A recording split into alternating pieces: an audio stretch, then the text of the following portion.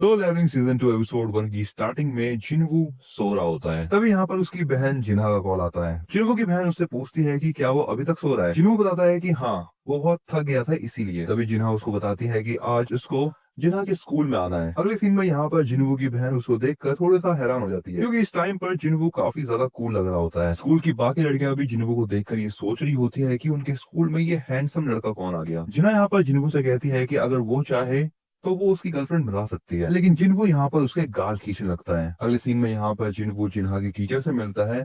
जिन्हा की टीचर जिन्हो को बताती है कि जिन्हा काफी अच्छी स्टूडेंट है। जिन्हो यहाँ पर ये बात सुनकर बहुत खुश होता है। जिन्हा की टीचर जिन्हो को बताती है कि जिन्हा काफी अच्छी स्टूडेंट है और वो चाहे तो मेडिकल स्कूल में भी जा सकती है। लेकिन अब यहाँ पर जिन्हा की टीचर जिन्हो से पूछती है कि अगर जिन्हा अवेकंड हो गई तो क्या जिन्हो उसको हंटर बनने देगा। ये बात सुनने के बाद जिन्हो थोड़ा सा हैरान हो जाता है और वो कहता है नहीं, वो ऐसा नहीं करेगा। ये सुनकर यहाँ पर जिन्हा की टीचर जिन्हू से एक मदद मांगती है। अगले सीन में यहाँ पर जिन्हा की दोस्त को दिखाया जाता है, जो कि जिन्हू को देख लेती है। जिन्हू यहाँ पर हान को जिन्हा की फोटो दिखाकर कहता है तुम इसको जानती हो ना। यहाँ पर हान जिन्हू से पूछती है कि क्या वो जिन्हा का भाई है। इसके बाद वो जिन्हू से कहती है कि उसको नहीं पता कि टीचर ने उससे क्या कहा, लेकिन वो दोबारा स्कूल तो नहीं जाने वाली। हान कहती है कि वो हंटर बनना नहीं छोड़ेगी। जिन्हू उसको बताता है कि वो एज ई रैंक हंटर ज्यादा पैसा नहीं कमा पाएगी। हाँ, ये हो सकता है कि उसने किसी असॉल्ट टीम में जाके थोड़े बहुत पैसे बना लिए हो, लेकिन वो बस एक एक्सेप्शन थी। हाँ, जिन्हू से कहती है कि वो ज्यादा फालतू की बातें ना करे और यहाँ से चला जाए। और वैसे भी संग जिन्हू भी एक ई रैंक हंटर है। जिन्हू वहां से कहता है कि वो उसको गिव अप करने के लिए नहीं कह रहा। इसके बाद वो उसे कहीं लेके जाता है। अगला सीन चीफ वू का होता है, जो कि एयरपोर्ट पे खड़ा है और वो किसी का वेट कर रहा है। तभी यहाँ पर डोंग सू आता है और डोंग सू भी एक हंटर है। डोंग सू कहता है कि उसको नहीं पता था कि उसको पिकअप करने के लिए खुद हंटर एसोसिएशन का चीफ आएगा। जिसके बाद चीफ वू डोंग सू से कहता है कि वो यहाँ पर कितने दिन रहेगा। डोंग सू बताता है कि वो इस देश में ज्यादा दिन नहीं रुकेगा। चीफ वू कहता है कि जिस होमलैंड को डोंग सू ने धोखा दिया था, वो वहाँ फिर से वापस आया है, बस दो लोगों से मिलने के लिए। डोंग सू कहता है क्या बात कर रहे हो, उनसे मिलने के लिए। इसके बाद डोंगसू यहाँ पर चीफ वू को कहता है कि वो सर्विलांस टीम को बोले कि वो लोग ऐसा प्रिटेंड करे कि उन्हें पता भी नहीं कि डंजन में क्या क्या हुआ। डोंगसू कहता है पहला बंदा जो है वो ई रैंक हंटर और दूसरा बंदा वो डी रैंक हंटर, यानी वो यहाँ पर जिनवू और जिन्हो की बात कर रहा है। एंड वो यहाँ पर चीफ वू से कहता है कि उसे क्या लग रहा है कि वो डोंगसू को रोक लेगा, और वो चीफ वू से कहता है कि वो उसकी घटिया एबिलिटीज के साथ तो कभी भी नहीं रोक सकता डोंगसू को। और डोंगसू की बातें सुनने के बाद यहाँ पर चीफ वू कुछ ऐसा फेस बनाता है और वो कहता है कि वो बस अपनी ड्यूटी कर रहा है। अगला सीन यहाँ पर चॉय का होता है, जो कि प्रेसिडेंट के साथ बैठा है। चॉय यहाँ पर बताता है कि उसे जो चीज मिली थी वो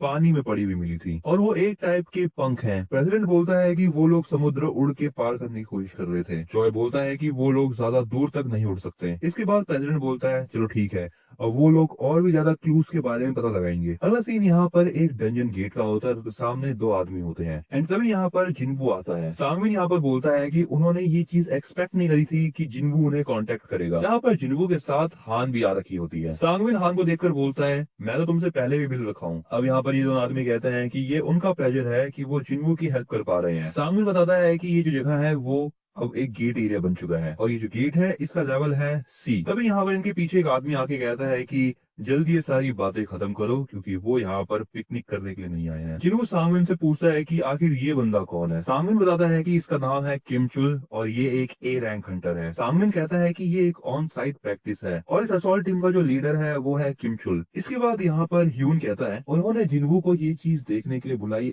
तो ये बात सुनकर किम जो है वो थोड़ा सा नाराज हो गया। दूसरी तरफ यहाँ पर किम बोलता है कि वो ई रैंक हंटर से नफरत करता है और उनको अपने साथ मिशन पर ले जाना भी उसको पसंद नहीं है। सांगविन बताता है कि इस असॉल्ट टीम के अंदर एक ए रैंक हंटर है, 5 बी रैंक हंटर और 2 सी रैंक हंटर हैं। जिन्हो और हान को मिलाने के बाद टोटल 10 मेंबर हो जाते हैं, जो कि एक रेड मिशन करेंगे। जिन्हो यहाँ पर सोच रहा होता है कि ये सब कुछ देखने के बाद जो हान है वो गिव अप कर देगी। वो सोचता है कि इस टीम में बहुत ज्यादा मेंबर्स हैं और अगर ये क्वेस्ट जो है वो आराम से खत्म हो गया तो ये बहुत पॉइंटलेस होगा। तभी यहाँ पर ह्यून जिन्हो के पास आता है और वो उससे बोलता है कि जिन्हो को बस खड़े रहकर सब कुछ देखना है, ताकि जो नए बंदे आए हैं उनको अपॉर्चुनिटीज मिले। जिन्हो कहता है कि वो इस बात को समझ गया। अगले सीन में यहाँ पर इनकी टीम तैयार हो जाती है गेट के अंदर जाने के लिए। यहाँ पर सारे लोग अंदर चले जाते हैं और जो हान है वो जिन्हो को कहती है चलो फिर अंदर चलते हैं। जैसे यहाँ पर जिन्वू अंदर जाता है उसको कुछ अजीब सा फील होता है और तभी वो देखता है कि जो वो गेट है वो ब्लू कलर से रेड कलर का हो जाता है। और ये देखने के बाद जिन्वू यहाँ पर हान का हाथ पकड़ता है और बाहर जाने की कोशिश करता है, लेकिन यहाँ पर जिन्वू उस गेट से बाहर नहीं निकल पाता और वो सांग मिन को कहता है कि वो असॉल्ट टीम से कांटेक्ट करे। अगले सीन में यूनहो को पता चल जाता है कि एक रेड गेट अपीयर हुआ है और वो कहता है कि वो यहाँ पर जल्द से जल्द पहुंचने की कोशिश करेगा। अगले सीन में जिन्वू और वो पूरी टीम जो है वो एक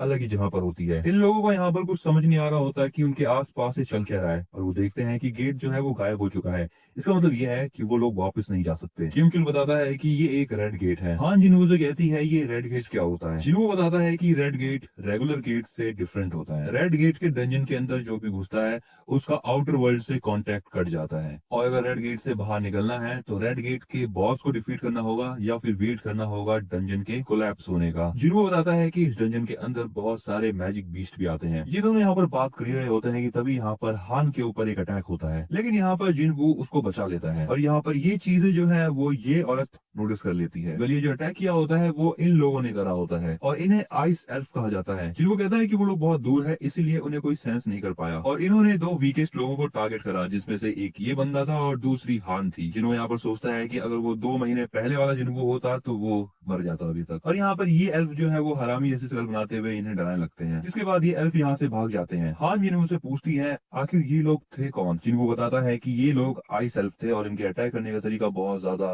भयंकर होता है। तभी यहाँ पर किम चुल सबको बोलता है जैसा कि तुमने देखा हमें यहाँ पर कोई भी मदद नहीं मिलने वाली और ये लोग अभी डिफिकल्ट लेवल बी क्वेस्ट पर हैं। किम चुल यहाँ पर इन सभी लोगों को उसकी कमांड मानने के लिए कहता है और वो कहता है कि वो यहाँ पर इतने सारे लोगों को लीड नहीं कर सकता, इसलिए यहाँ पर ये कहता है कि अब वो लोग 2 टीम में बटेंगे। किम कहता है कि वो नहीं चाहता कि वो ठंड से मरे या फिर कोई उन्हें मार दे और अब यहाँ पर किम कहता है कि जो भी किम को फॉलो करेगा वो उसे बचा के रखेगा। यहाँ पर कुछ हंटर किम के साथ जाने की बात करते हैं, लेकिन यहाँ पर किम चुल एक हंटर को मना कर देता है अपने साथ जुड़ने के लिए और हान और जिनवू को भी। किम चुल बताता है कि इस जगह का एक दिन बाहर की दुनिया के 1 घंटे के बराबर है। ये भी हो सकता है कि इस डंजन बॉस को हराने में महीनों लग जाए, इसलिए वो यहाँ पर कुछ लोगों को छोड़ रहा है क्योंकि वो उनकी जिम्मेदारी नहीं लेना चाहता। लेकिन किम चुल उन्हें ये भी कहता है कि वो दुखी ना हो, जो वो बॉस को हरा देगा तब वो लोग वापिस इन्हें रेस्क्यू करने के लिए आएंगे। तभी यहाँ पर लड़की कहती है कि उसे जिनवू की टीम को ज्वाइन करना है। किम चुल कहता है ये चीज उसकी मर्जी है, लेकिन वो सोचता है कि क्या ये लड़की उसको सिंपैथी दिखा रही है। ये लड़की यहाँ पर जिनवू के पास आती है और बोलती है कि किम चुल जो है वो उस एरो को नोटिस नहीं कर पाया था लेकिन जिनवू ने कर लिया था। एंड वो यहाँ पर जिनवू से पूछती है कि वो एक ई रैंक हंटर नहीं है, क्यों, सच है ये बात। लेकिन जिनवू यहाँ पर कोई भी रिप्लाई नहीं देता। ये लड़की यहाँ पर सोचती है कि जिनवू एक ए रैंक हंटर हो सकता है या फिर उससे भी कोई हाई रैंक हंटर। किम यहाँ पर जिनवू से कहता है कि वो लोग मेन रोड की तरफ जा रहे हैं। ये सुनकर जिनवू कहता है कि वो फॉरेस्ट की तरफ जाएगा और अब यहाँ पर किम उन्हें गुड लक कह के चला जाता है। जिनवू भी यहाँ पर सेम चीज कहता है और वो अपने रास्ते चला जाता है। अब जैसे यहाँ पर किम की टीम आगे बढ़ती है वो लोग नोटिस करते हैं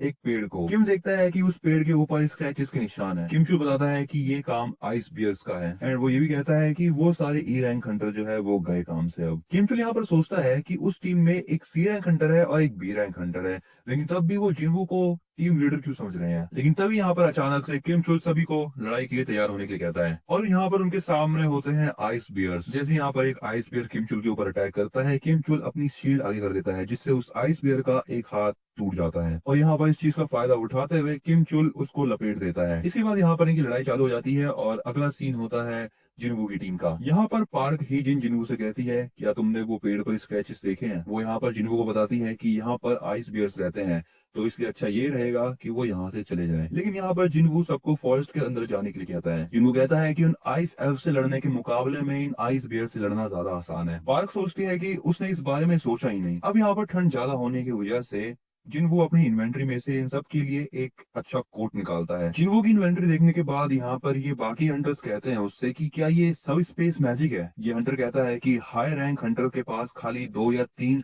लो लेवल आइटम्स होते हैं। अब यहाँ पर ये सब ये कोट पहन लेते हैं। हान जिनवू से पूछती है कि वो आखिर है कौन। जिनवू कहता है कि जिनवू वो आदमी है जो कि हान को यहाँ पर लाया है और हान उसकी रिस्पॉन्सिबिलिटी है, लेकिन इन सब के बदले में वो चाहता है कि हान उससे अब कोई क्वेश्चन ना पूछे। इसके बाद यहाँ पर जिनवू इन दोनों से भी ये सेम बात कहता है कि वो उससे कोई भी क्वेश्चन ना पूछे। तभी यहाँ पर इनके पीछे एक आइस बियर आ जाता है। अगला सीन यून होगा होता है जो यहाँ पर देखता है कि ये रेड गेट पूरे तरीके से ब्लॉक हो चुका है। वो सांगन से कहता है कि अगर उन लोगों का लक अच्छा हुआ तो कुछ ए रैंक और बी रैंक हंटर्स वापस आ सकते हैं। इसके बाद वो कहता है कि वो किम पर डिपेंड हो सकते हैं। सांगमिन उसे बताता है कि असॉल्ट टीम को छोड़कर 2 लोग और वहां पर गए हैं, जिसमें संग जिनवू भी है। यूनहो सांगमिन से यहाँ पर जिनवू की रैंक पूछता है।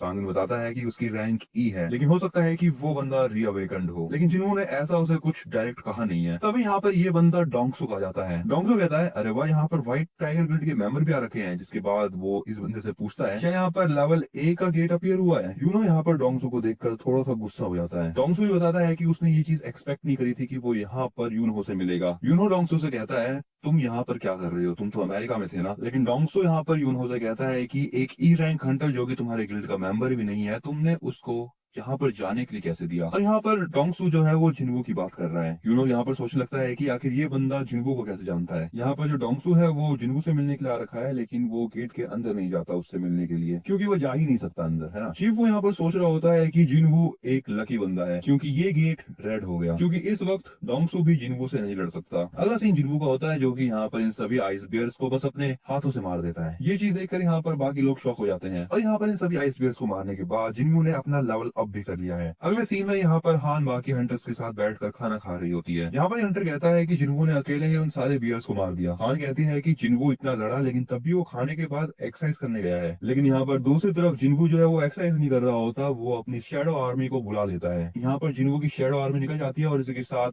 इग्रिस भी। जिन्वू यहाँ पर इन सभी लोगों को काम पे लगा देता है इन भालुओं से लड़ने के लिए। एंड इसके साथ यहाँ पर एक बहुत बड़ी लड़ाई शुरू हो जाती है शैडो आर्मी और आइस बियर के बीच में। एंड यहाँ पर शैडो आर्मी अपना काम बहुत अच्छे से कर रही होती है और जिन्वू बस खड़े होके सब कुछ देख रहा होता है। लेकिन इसी के साथ यहाँ पर जिन्वू की माना पावर भी कम हो रही होती है और तभी यहाँ पर इन भालुओं का फाइनल बॉस भी आ जाता है। इन बियर्स का ये जो फाइनल बॉस होता है वो इन शैडो आर्मी के ऊपर बहुत ज्यादा भारी पड़ रहा होता है और वो सीधा जिन्वू को मारने के लिए बढ़ता है। लेकिन यहाँ पर जिन्वू इग्रिस को आगे कर देता है। यहाँ पर इग्रिस उस आइस बियर बॉस से लड़ने के लिए आगे बढ़ता है। ये भालू इग्रिस पे अटैक करे, लेकिन उससे पहले यहाँ पर इग्रिस जो है वो उस भालू को घुमा देता है। इग्रिस यहाँ पर अपनी स्वॉर्ड से उस भालू को काट देता है ऊपर से नीचे तक और लास्ट में इग्रिस अपनी तलवार से उसका गला काट देता है। ये सब देखकर यहाँ पर जिन्वू सोच रहा होता है कि अगर उस टाइम पर इग्रिस ने अपनी स्वॉर्ड को यूज करा होता तो शायद जिन्वू उससे नहीं जीत पाता। एंड इसके साथ यहाँ पर इग्रिस अपना काम पूरा करके जिन्वू के पास वापस आ जाता है। अगला सीन किम के टीम का होता है, जहाँ पर उसकी ऐसी तैसी हो रखी होती है, क्योंकि यहाँ पर आइस एल्फ्स ने किम की पूरी टीम को खत्म कर दिया है और किम अपनी जान बचा के यहाँ से भागने लगता है। और एपिसोड के एंड में हमें ये बंदा दिखाया जाता है जो कि